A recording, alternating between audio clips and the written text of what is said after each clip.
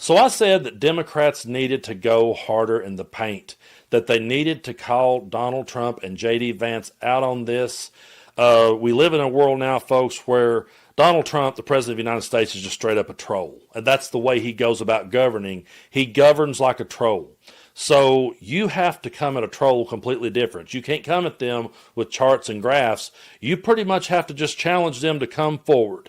And I said Hakeem Jeffries needed to go harder in the paint, and he has.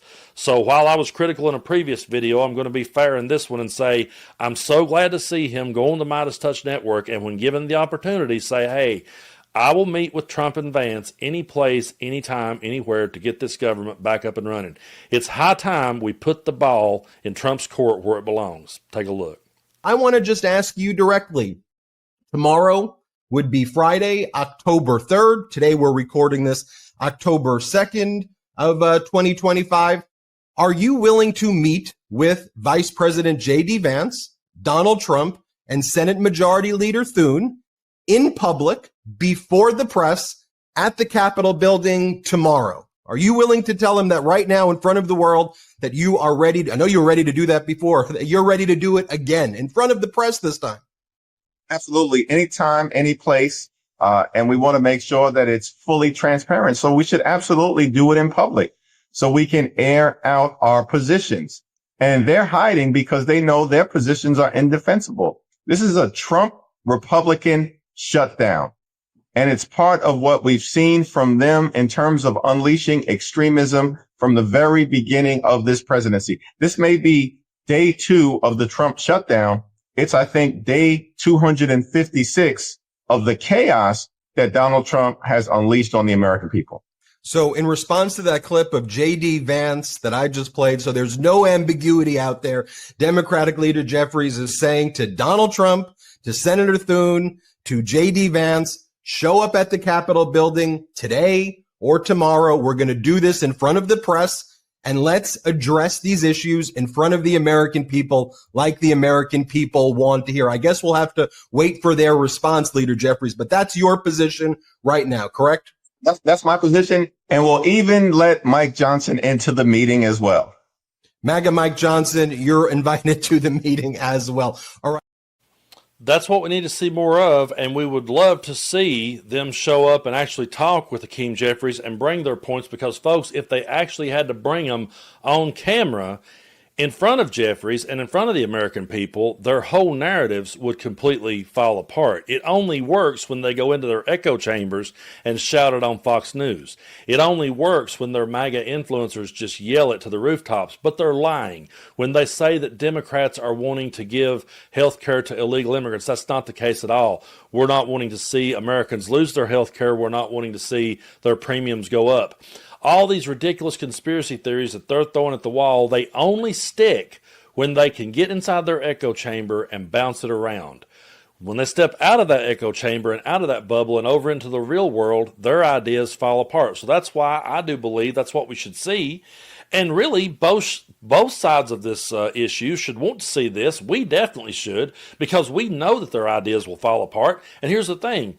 If Republicans are so sure of themselves, then their ideas should hold water, shouldn't they?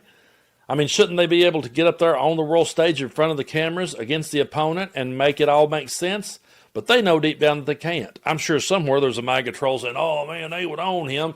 Well, the best they would do is just come at him with some AI memes, come at him with some racist garbage. That's about all they could do. But if they were held to the facts, if they were held to the truth, if they were asked to provide evidence, they wouldn't be able to do it. Something else they can't provide any evidence for is how well that everything is going these days, because it's not. They live in an alternate reality where they love to sit here and, say that, oh, everything's wonderful. I played the clip the other day of Trump. Oh, it's the best economy ever. And then Vance the same day was going, oh, it's still, people can't afford nothing. So they can't get their shit together. Their ideas fall apart when it's under a microscope and when it's in front of the American people. But I was glad to see Hakeem Jeffries here pointing this out. They lied. They lied about these things. Things aren't better. The promises they made on the campaign trail, they're breaking. We've got to keep calling this out. Take a look. Understand something, Chad. Donald Trump and Republicans spent all of last year promising that they were going to lower the high cost of living. They also spent all of last year running away from Project 2025, acting like Project 2025 didn't exist. But what have they been doing this year? This year, they've done nothing. Zip, zero. Stingy with De Niro. Nothing to lower the high cost of living for everyday Americans, while at the same period of time implementing and unleashing Project 2025. Now all of a sudden, Donald Trump admits it was his project all along. He just did it earlier today. Yeah, and just a reminder of him admitting that he's now full throttle behind Project 2025. Here it was. I have a meeting today with Russ Vought, he of Project 2025 fame, to determine which of these Democrat agencies, most of which are a political scam, he recommends to be cut, and whether or not those cuts will be temporary or permanent. I can't believe the radical left Democrats gave me this unprecedented opportunity. They're not stupid people, so maybe this is their way of wanting to quietly and quickly make America great again. So yeah, Trump did absolutely nothing. And then when he got in, the government is now shut down, and he's going after what he calls Democrat agencies, which, by the way, there's no such thing. That doesn't exist. It's just whatever now that Russ Vought wants to go out there and cut, because he's the reaper after all. Just let him go out there and cut it. And folks, if you go back and listen to when Donald Trump would talk about Project 2025 during his rallies, you would hear his own audience booing, and he would say, oh yeah, don't worry, I'm not involved with that. And we broke it down here on the channel. We covered it. I saw Trump supporters saying, we don't like that. That's too radical. That's not what we want to see. Well, that's what you got. And we knew he was lying. We knew he was full of shit. We tried to show him every step of the way. They refused to listen, and they're the reason why that we're in this boat today. And I'm just not going to let them off the hook with it. I don't think that we can. I think people, not just the president, not just the vice president, but the people who voted for this has to be called out for it. Because now people's livelihoods are truly crumbling, and Donald Trump is in here full throttle now, embracing Project 2025. So I'm still waiting for the people. I used to get messages from people. Hey, Brando, don't worry, man. He's not behind Project 2025. Those people aren't returning my messages. Those people aren't saying a word. Where are you? Why ain't you defending this? Are you waiting for Jesse Waters to spin it for you? Are you waiting for your favorite MAGA influencer? You waiting for Beanie Boy over there, Tim Pool, to tell you what to think about it? What's the problem? Why ain't you here? Why ain't you going out here and going to bat for it?